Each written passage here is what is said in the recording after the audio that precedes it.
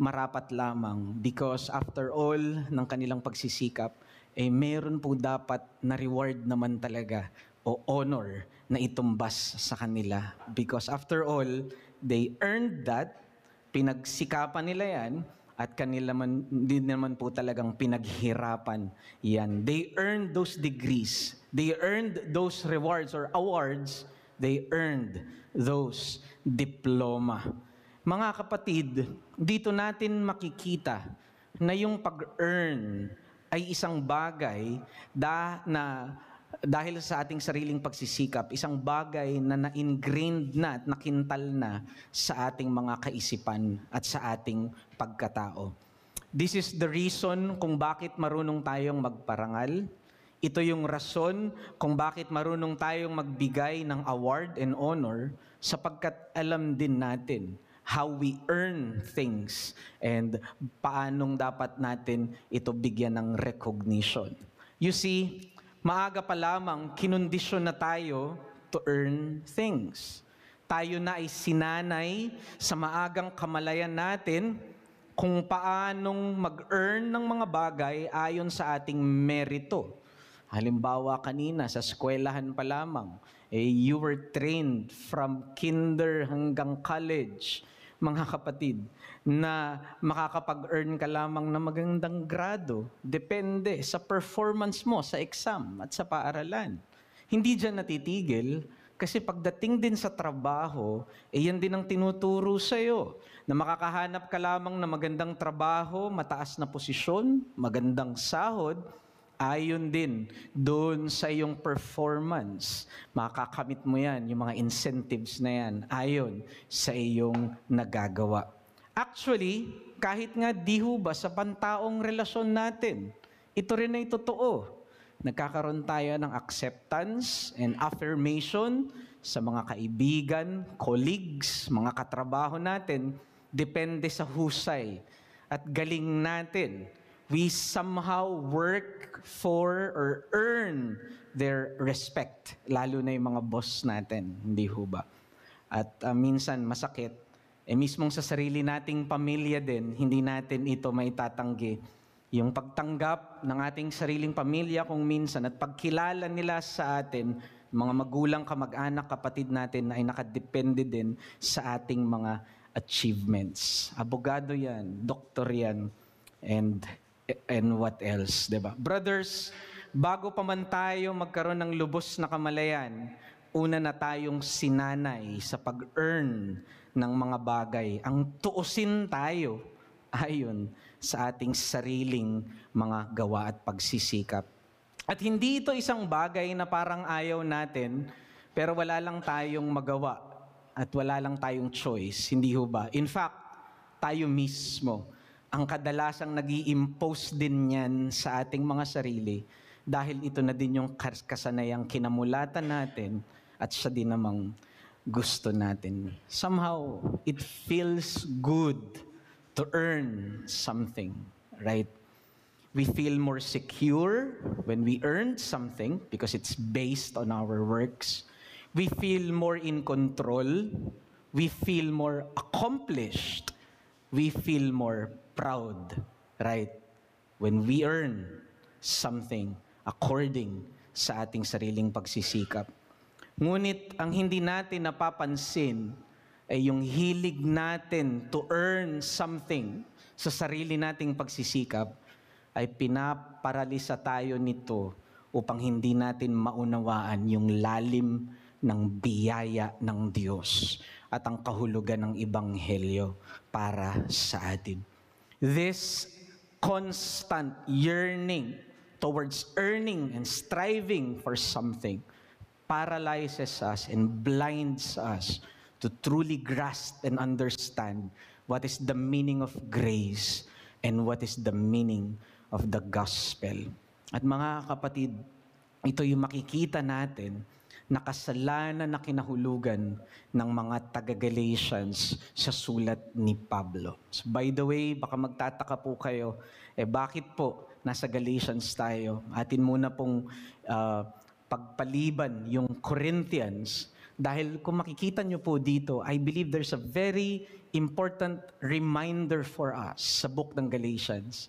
Kasi naniniwala ako, yung problema sa Corinthians, the way they falsely evaluate their brothers, the way they treat their brothers, kung bakit may competition, division, at merong pangmamalait sa kanilang mga kapatid sa pananampalataya, is because they have nakalimutan na nila itong tunay na halaga ng biyaya at tunay na ibig sabihin ng Ebanghelyo.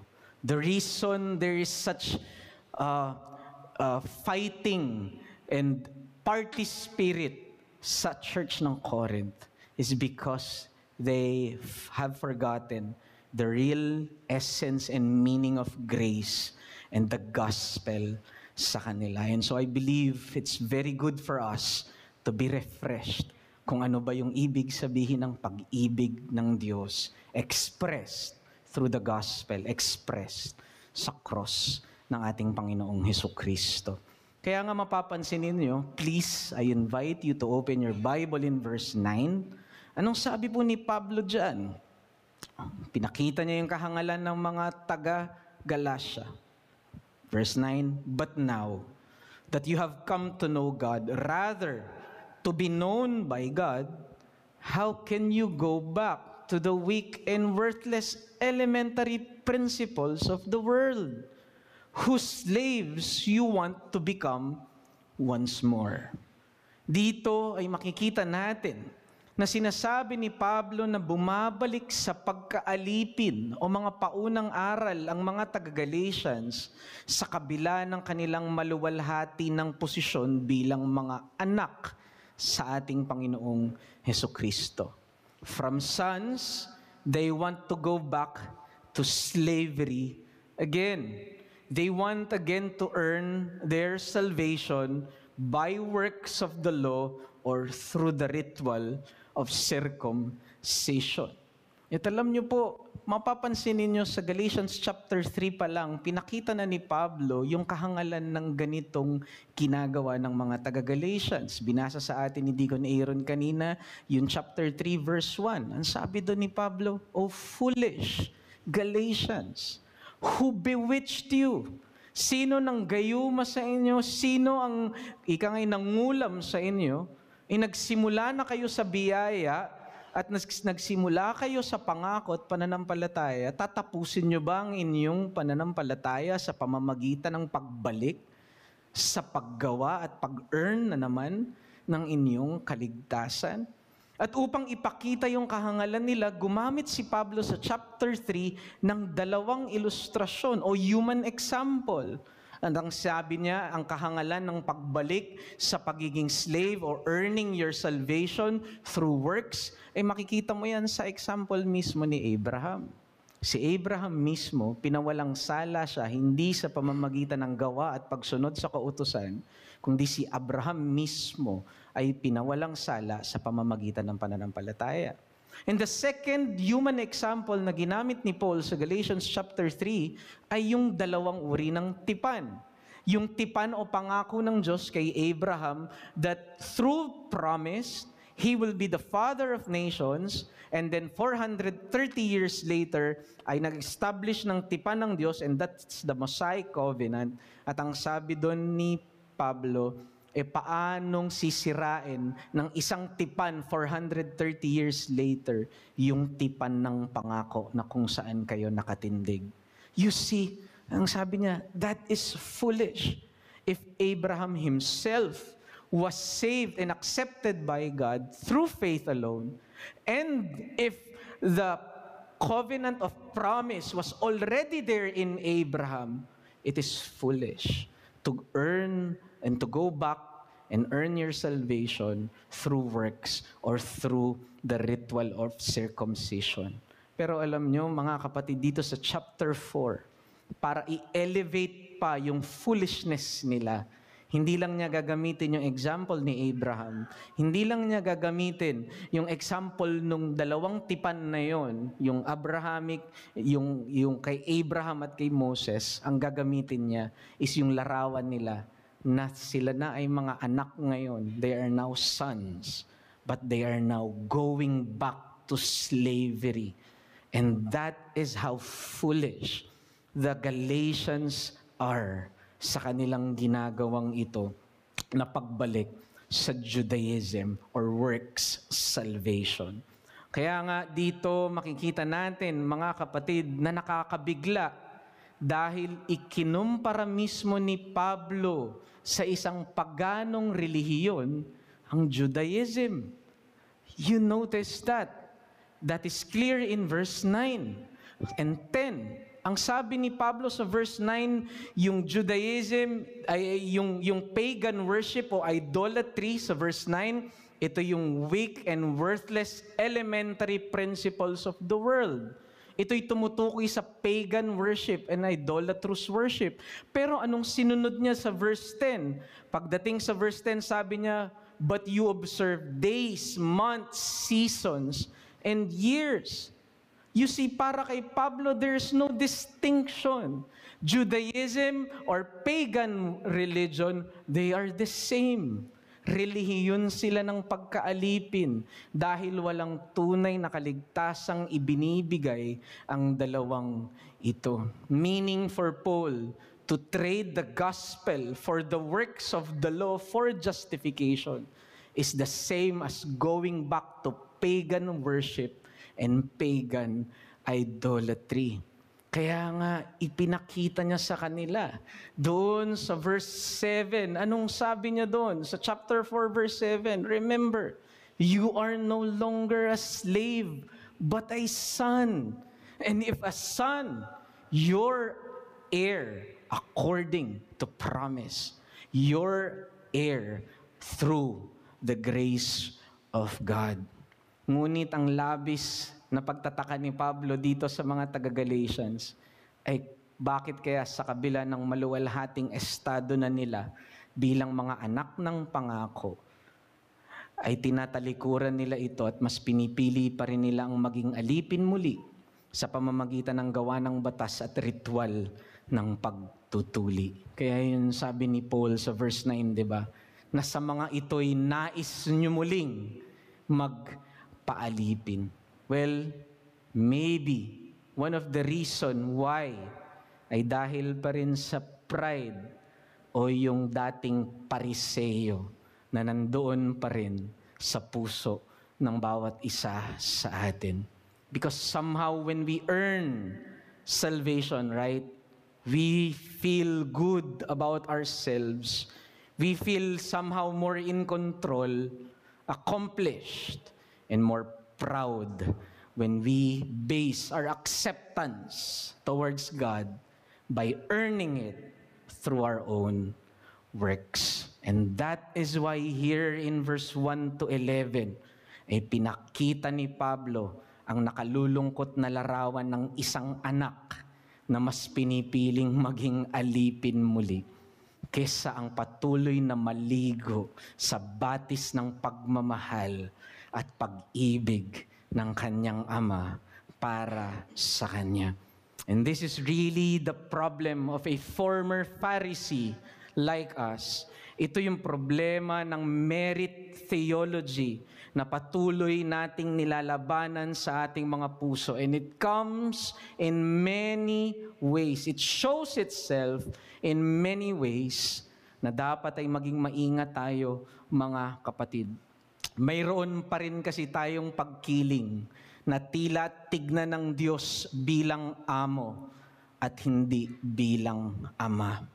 Bilang isang employer na dapat i-earn ang sahod natin na kaligtasan at kapatawaran sa Kanya. Ngunit ang tunay na anak, ang tunay na nagtiwala sa pag-ibig ng kanyang ama, nakikita niya ang kaligtasan at pagtanggap sa Kanya na nakaugat sa soberanong pagmamahal, biyaya at pag-ibig ng kanyang ama para sa Kanya. And so this morning, hayaan niyo mga kapatid na iwan ko sa atin ang mensaheng ito.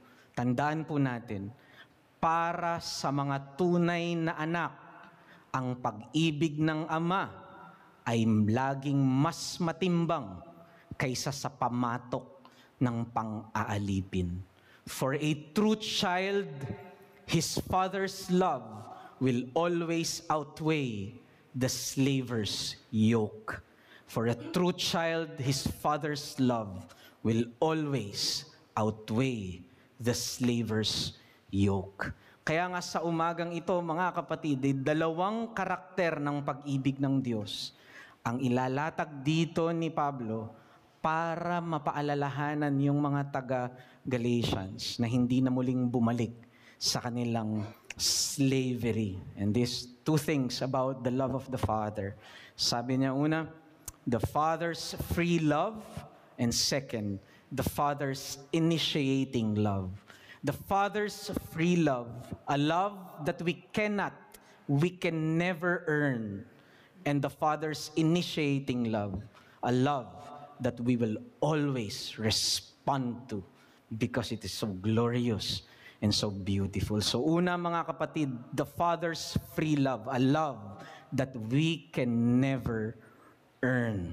Pansinin niyo, mga kapatid, from verses 4 to 5, binanggit dito ni Pablo sa verses 4 to 5 yung doctrine ng adoption as sons. Ang sabi niya dyan, but in the fullness of time, God sent forth His Son, born of a woman, born under the law, to redeem those who are under the law, that we might receive adoption as sons. Sabi po ni Louis Berkhof, sabi niya perhaps sa kanyang systematic theology, perhaps one of the greatest blessing of salvation next sa union with Christ is adoption as sons. Bakit po?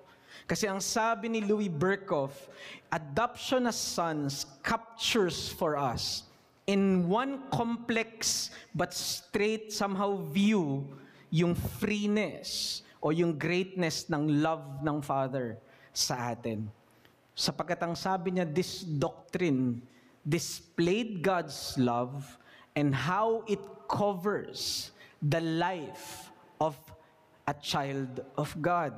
Yung adoption as sons daw, pinapakita doon kung paanong hinahawakan ng Diyos ang buhay ng kanyang mga anak from eternity past to eternity future.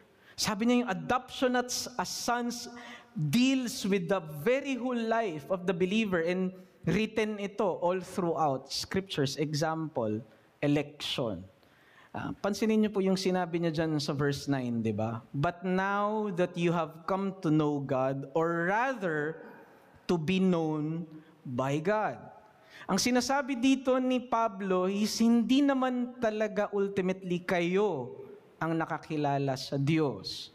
Kung hindi kaya kayo nakakilala sa Diyos, ay dahil ang Diyos ang tunay na kumilala sa inyo. Rather, you were known by God. I believe that's the proper and better rendering nito. Kasi this goes back to Ephesians chapter 1 na tumutukoy doon, we were predestined by God towards adoption as sons. Ibig sabihin yung adoption as sons ay nandoon na sa eternity past. It covers the child of God in His love in eternity past. Pero hindi lamang yon, yung adoption as sons, makikita natin na evidence siya even in history. At ito'y express sa tinatawag nating justification by faith. Remember in John chapter 1 verse 12, anong sabi doon? To those who received Him, He gave them the right, the legal right to become a child of God. Kaya hindi na nakapagtataka itong book ng Galatians is about justification by faith. About ito sa pagiging pinawalang sala sa pamamagitan ng pananampalataya, pero ang tema ni Pablo from chapter 3 to 4 is about adoption as sons. Because he knows na yun yung implication ng adoption as sons. It is not only in election, but adoption as sons is also legal. This is a right given to us, earned for us. by Christ. It covers our status, not only our eternity past, it covers our standing, pero hindi lang yun. Ito rin yung dahilan, sabi ni Paul, kung bakit meron tayong pagpapabanal o sanctification. Because we know that the Spirit is the Spirit of adoption. At yan yung sinabi ni Pablo doon sa verse 6, sa chapter 4. Anong sabi doon? And because you are sons, anong sabi niya? God sent His Spirit. God sent the Spirit of His Son in our hearts, whereby we cry, Abba, Father. And so it covers even yung holiness ng ating pamumuhay from eternity past to our status and even yung sanctified life natin. Andyan yung adoption as sons, but even yung glorified state natin, yung eternity future is also covered by our adoption as sons. Sapagkat yun yung sinabi ni Pablo, di ba, sa Romans chapter 8, we are eagerly waiting for the adoption as sons, the redemption of our bodies. And so we see here in one complex view, in one glorious view, kung paanong sa pamamagitan ng doctrine ng adoption ay kino-cover, sinisafekeep at iniingatan ng Diyos ang kanyang mga anak. Through adoption, He elected us. Through adoption, He gave us rights to become His sons and daughters. Through adoption, we are now being sanctified and indwelt by the Holy Spirit, and even the very promise of glorification, the redemption of our bodies is rooted and grounded in our adoption in Christ. Pero itong all-encompassing na pagmamahal na ito expressed by the Father, is it really free or without a cost? Alam nating hindi. Because it costs something sa ating Father. And this is one reminder for us ni John Owen, yung book niya na Communion with God. Ang sabi niya doon, this is something that we must mortify regarding our understanding of the Father. Hindi parang unwilling yung Father, na parang si Jesus Christ lang yung tila nagmamahal sa atin at kailangan ngayon magmakaawa ng anak sa Ama na patawarin tayo. No, it is the Father who planned it all. It is the Father who sent His Son. It is the Father that somehow grieved in His heart in a condescending way sa ating understanding, because it costs something to the Father, and it is His own beloved Son. At ibinigay niya ito para sa ating ikakapatawad. In the fullness of time, He sent forth His Son, born of a woman, born under the law, to redeem us from the curse of the law, so that we might receive adoption as sons. The Father did all this because of His free, great, and glorious love for us. Ang sabi po ni Mark Jones sa kanyang book na God Is, hayaan niyo po na basahin ko lamang ito, because this passage amazes me. It never fails to really correct yung aking understanding sa Father, kung sino siya. Ang sabi po ni Mark Jones, the understanding of our redemption leads us to say something rather provocative. God's wrath on His Son was so intense that it could have sunk millions of worlds of sinful men and angels. The Father forsook His Son for a time in order that the Father would never forsake us. Hebrews 13:5. Mark Jones is saying, the Father is only able to say, I will never leave you nor forsake you, because He has forsaken someone so beloved for Him. And that is His Son. And sinasabi ni Mark Jones, let us meditate on that. It costs something sa ating Ama. upang itaguyod ang kaligtasan at ang sonship na meron tayo. And that is why Paul is so bewildered. How can you go back to slavery and reject your sonship? Ang sabi ni Mark Jones, and I continue, for a time, God showed more goodness to us than to His Son. Can we conceive of a higher love than that which brings God to show more love to us than His beloved Son? Can you imagine such love of the Father? Because there's a time where He showed greater love somehow, in a sense for us, than to His own Son. It is impossible to conceive of a more shocking but beautiful display of His love for us. Amazingly, for a time, Christ received more wrath and we more love. At ito, mga kapatid, hindi ba yung makikita ninyo sa verse 13? Please, do read with me in verse 13. And let us unpack yung bigat na to na sinabi ni Pablo. Anong sabi niya sa verse 13? That it was because of bodily ailment that I preach the gospel to you. You see, mga kapatid, nakamtan ng mga taga-Galatians yung libreng pag-ibig ng Ama sa kanila sa pamamagitan ng pinahayag na ebanghelyo mismo ni Pablo. At hindi nila ito pinagtrabahuhan, ni hindi nga nila ito hinanap at pinuntahan si Pablo. Bagkus ang Ama pa mismo ang nagdala kay Pablo sa kanila sa kabila ng karamdaman ni Pablo, because He did not only send His Son, He did not only send His Spirit, He sent Paul himself, so that the Galatians will never grope in darkness to find His love, His grace, and that glorious doctrine and privilege of adoption as sons. And how can they turn away and turn their backs from such free and glorious love of the Father? Brothers, this sonship, this belongingness to God's family is something that they can never earn for themselves.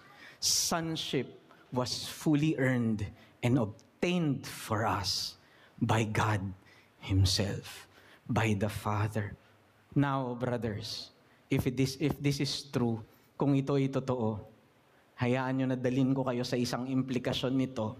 Kung totoo ito, that God's love is really free and something He earned for us at hindi tayo, then naniniwala ako dapat bumabaha din to at nagre-reflect ito sa fellowship natin at pagmamahal din natin sa mga kapatid natin sa pananampalataya.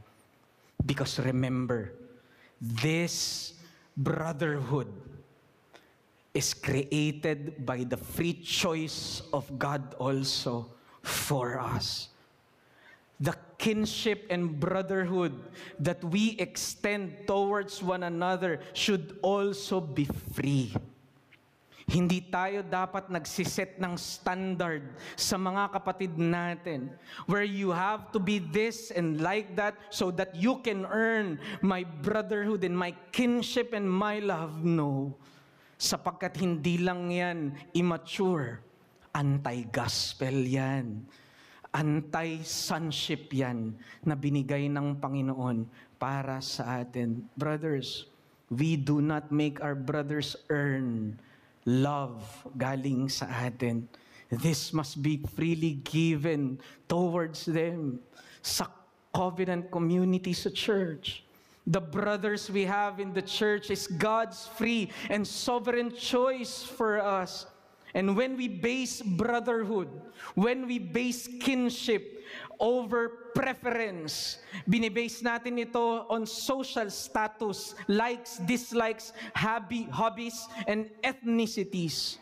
This is not only immature, as I've said, this is anti-gospel, that is anti-grace. Just imagine, mga kapatid, yung church sa Galatians and even church sa Corinthians, gaano kalaking pagkakaiba yung meron sila. Those were Jews and pagans together eating with one table.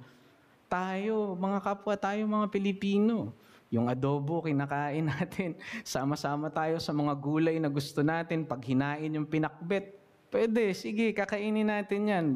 Yung iba hindi nagra-rice, no? Pero alam natin na yung mga ulam na yan. Pero yung mga Hudyo at mga pagano, hindi.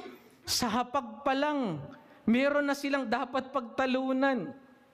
Pero naging hadlang ba ito, no? They saw one common denominator that bound them together as family in Christ. And that is their common sonship, their common salvation, sabi nga ni Peter, their common Father who is through all and is in all. Ephesians chapter 4. You see, brothers, kapag kayo, di ba, ay may mga engineer tayo dito at architect magagaling sa math, no? Naalala ko lang yung groupings ng mga fractions, no? Hindi po ako magaling sa math, pero hindi ko lang makalimutan ito, no? Kasi I think sobrang basic ito. Yung fraction, di ba, dalawa, numerator and denominator. At naalala ko lang, no, sinasabi, kapag in groupings yun, kahit ano yung value ng numerator, kung ano yung may common denominator, yun yung pagsasama-samahin mo. And somehow, mga kapatid, yun yung picture na meron tayo, di ba, sa loob ng iglesia. Kahit ano yung numerator mo, kahit iba-iba tayo ng preferences, iba-iba tayo ng background, pero meron tayong common denominator, and that is our common salvation, our sonship in Christ, the fatherhood of God. Yan ang magbabind sa atin together in unity and brotherly love and care until our last breath. Sapagkat hindi lamang yan isang bagay na nasa isip natin, ito'y isang bagay na binabasa natin weekly at tipan natin sa isa't isa every time na magpapartake tayo ng Lord's Supper. And speaking of the Lord's Supper, hindi ho ba itong unity natin and yung brotherhood and kinship natin ay express sa mga means of grace? Remember, brothers, ang mga means of grace ay hindi lamang ito for personal sanctification and for personal benefit. The means of grace is communal and not only personal. Its intention is to create a community of love. When we use public worship, when we gather together, mga kapatid, what we cultivate is we cultivate mutual care and mutual upbuilding. When we come and worship together every Lord's Day at ino-observe natin yung mga means of grace, when we corporately listen to the Word, kapag nag-aaral tayo ng sama-sama ng salita ng Panginoon sa mga reflections, questions natin, every lunch, when we sing together while sitting sa katabi nating kapatid sa pananampalataya at naririnig natin yung kanilang boses at sila rin naririnig yung ating boses, somehow we are building one another up because we are hearing the Word coming out from the voices of our brothers at hindi lang sa atin. The means of grace is communal. It is meant to bind us together. It is calculated to cultivate encouragement, mutual love, and deepen our care and strengthen our fellowship towards one another. Naalala ko lang po kahapon kasi umalis po kami ng mga couples. Kasama po namin yung dalawang magkaka-couples din later on, no, na si Ezekiel at si Deacon RV, no? At habang nandun po kami, sabi ko mukhang hindi kami makakauwi. Kasi kada may joke, hihinto, tapos bababa yung isa para sabihin yung joke ng isa. So, but ang naisip ko lang doon, even yung joke is communal. Why? Because it elicits a common laughter that we share with one another. Because we know something that is good and pure and we can laugh about it sa bawat isa. Ang sabi ko nga parang hindi siya nahihiwalay sa pagkain di ba? Kapag may isang pagkain tayong kinakain and then nagbibigay ito ng common taste sa atin, that laughter is something also that is communal. Yan, mga kapatid, ang dapat kinukultivate natin sa ating iglesia. Even sa ordinary means of grace, the ordinary means of grace is not only for personal use. Communal ito, mga kapatid. Because the means of grace, I believe, ay pwede nating ihalin tulad sa isang soil, sa lupa, na kung saan sama-sama tayong pinlant ng Panginoon doon bilang mga halaman. And surely we drink of the one common soil, right?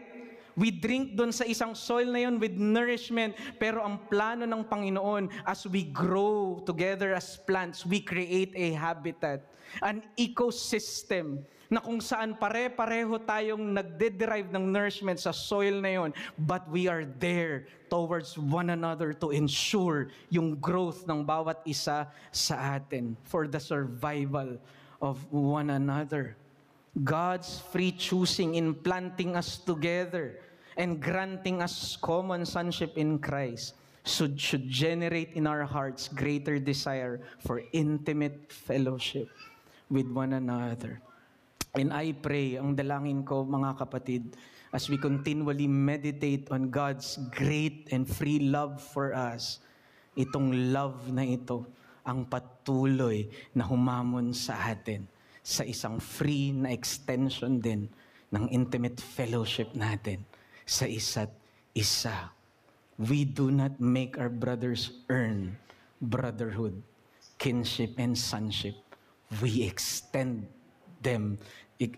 that to them freely because of the freeness of the Father's love. Ngunit pangalawa, mga kapatid, and second point natin, is the Father's initiating love. We cannot earn yung love niya, pero tandaan din natin, yung love niya is something that we should always respond to. Kailangan lagi tayong tumutugon dito. Kagaya nga ng sinabi ko kanina sa book ni Owen, sabi niya, ito daw yung kadalasan na meron tayong distorted view sa Father.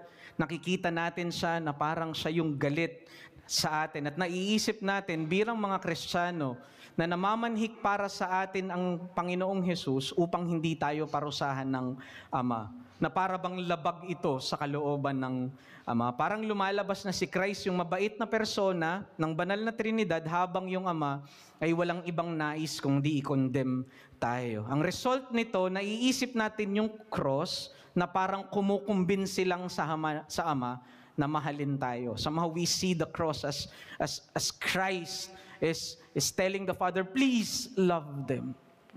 Sabi ni Owen, that's wrong. Sapagkat hindi ganyan ang paggalaw ng kaligtasan. Ang ganitong kaisipan, sabi ni Owen, is something that should be mortified. And I quote, nothing is more grievous to the Lord than for believers to have such hard thoughts of the Father. Dahil tandaan natin, ang nauunang pag-ibig ng Ama ang pundasyon kung bakit nagkatawang tao si Kristo at namatay siya para sa atin. It is the Father who decreed it. It is the Father who planned it for our sake. At alam natin na totoo yan dun sa covenant of redemption.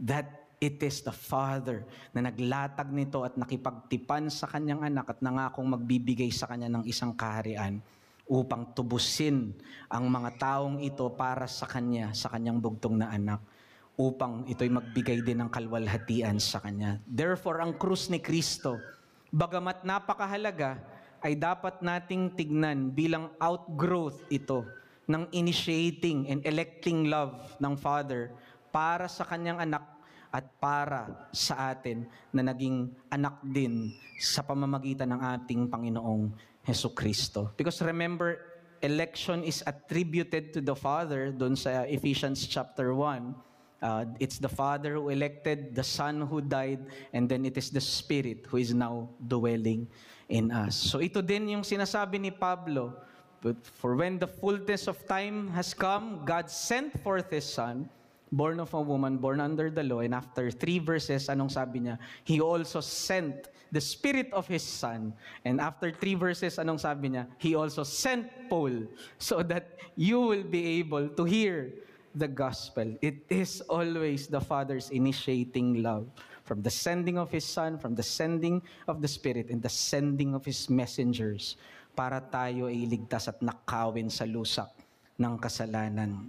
That is the Father's initiating love dahil ito'y nakaugat sa eternidad. Kaya nga, ito yung mahalagang maunawaan natin, mga kapatid, sa pag-ibig ng Ama. Dahil nakaugat ito sa eternity, ano pa kaya yung kayang gawin ng ating mga failures upang ito ay ithwart, upang ito ay baguhin. Ang pag-ibig na ito ay hindi na maaaring madagdagan o mabawasan.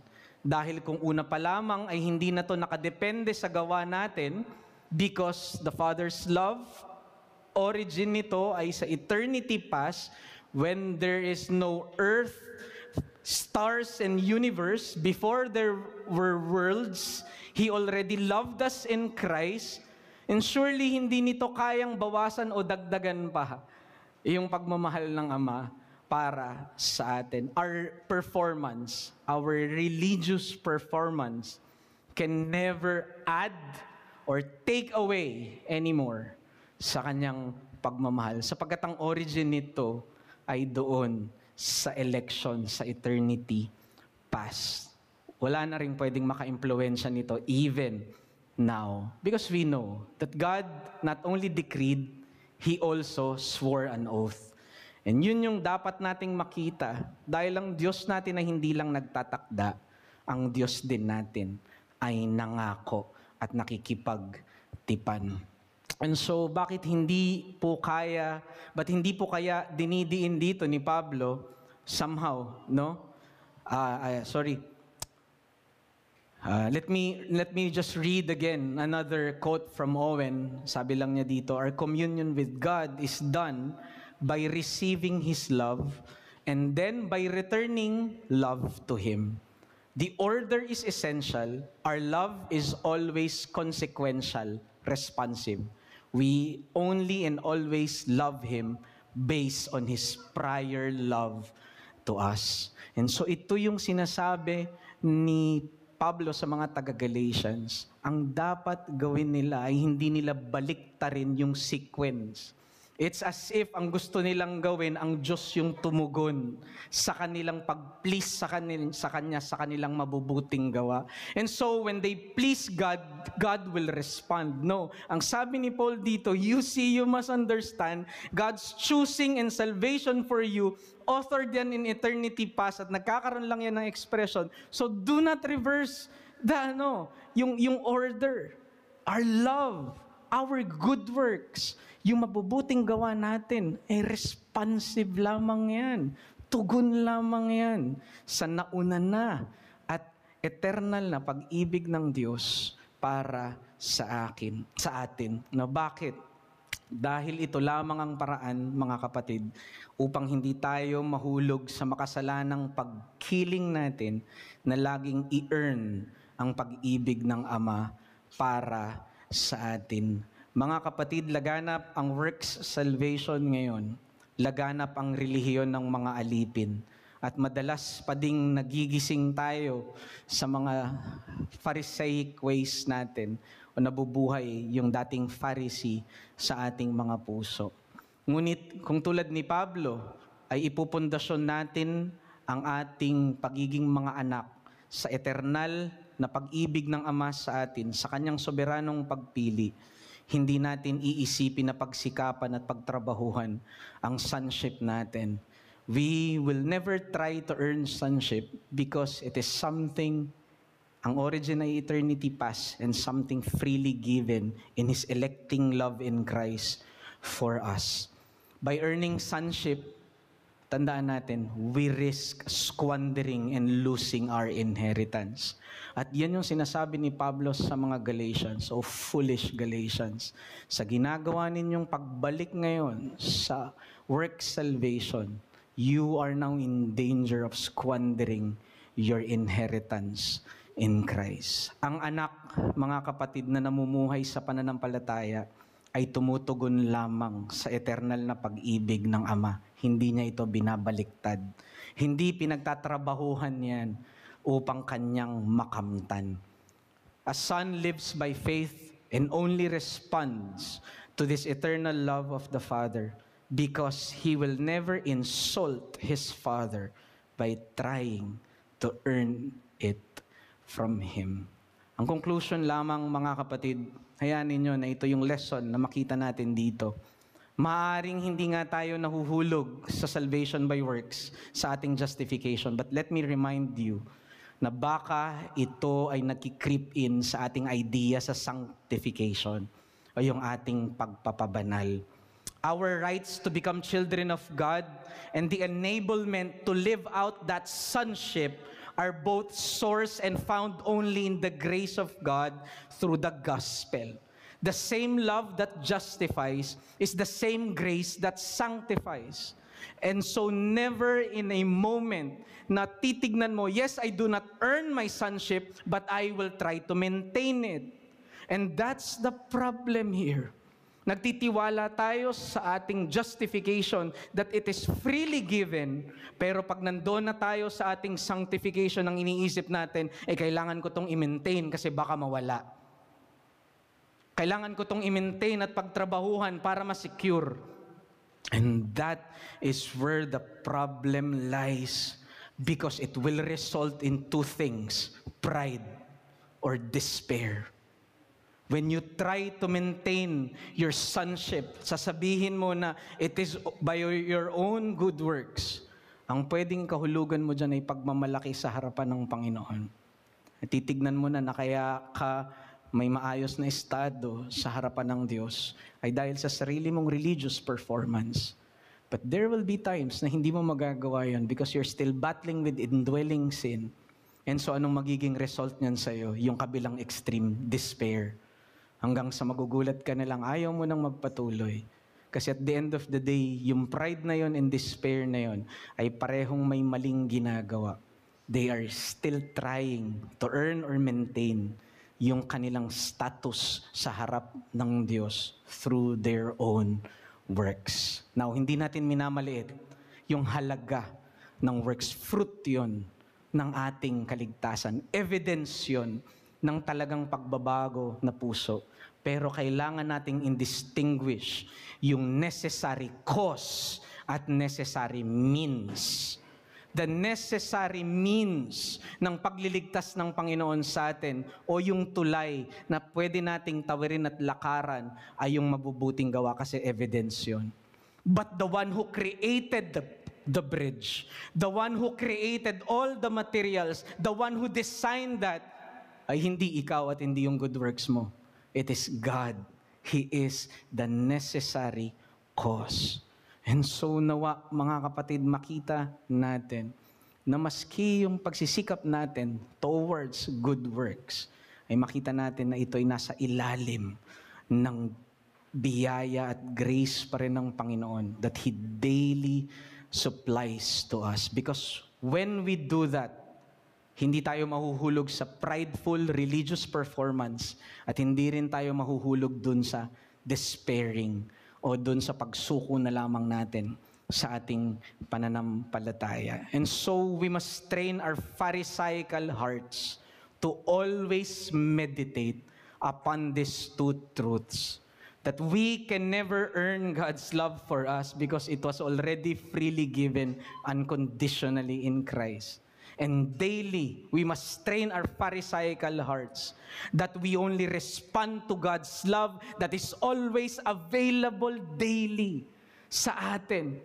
Even natutulog pa lamang tayo at pagbukas ng ating mga mata, you do not earn God's love. God's love is already there for you. Yun yung pag-ibig at biyaya na nag-ingat sa iyo. And what you do when you read the Bible, when you open the Bible and meditate the Word of God, you are not earning His love. You are only responding sa Kanyang providence sa iyo at sa Kanyang biyaya sa iyo for sustaining your breath and for keeping you safe. Our love and service is responsive. Di ba yan yung Heidelberg Catechism? Guilt, grace, ano yung dulo? Earning ba? No. Gratitude. That is always the attitude ng ating mga good works. Gratitude, mga kapatid. And so, brothers, ito yung nawang mag-motivate sa atin na mamuhay na ngayon sa kabanalan. yung pag-ibig ng Diyos expressed in the cross of Christ, expressed in the indwelling of the Holy Spirit, expressed in the electing love of the Father. This Trinitarian love is what should motivate us towards good works, towards holiness and killing of sin. At ito yung magsisecure din ng ating joy at delight sa Panginoon at papatay sa anumang pride at despair sa ating mga puso. The freeness of the Father's love and the always initiating love of the Father for us ay mag-keep safe sa atin sa mga religious performance, either to earn or maintain sonship. Ang ipanggamot natin sa pariseyong pusong ito ay walang iba kung hindi ang pagpapamalas ng pag-ibig ng Ama sa kanyang bugtong na anak na si Kristo Jesus. And so brothers, mamaya as we close, may we respond singing this hymn.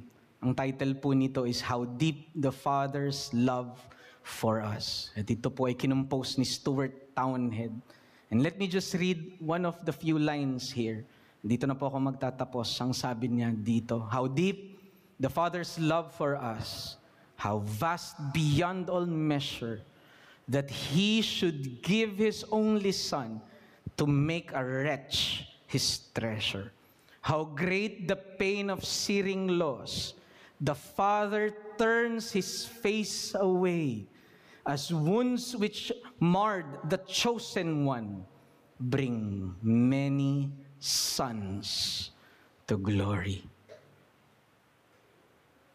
You see, it's not only the cross. It is the turning away of the Father. It is the planning of the Father and the forsaking of the Father.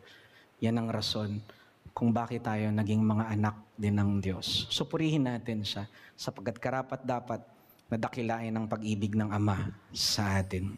Tayo po ay dumulog sa Diyos sa pananalangin. O aming Ama, sa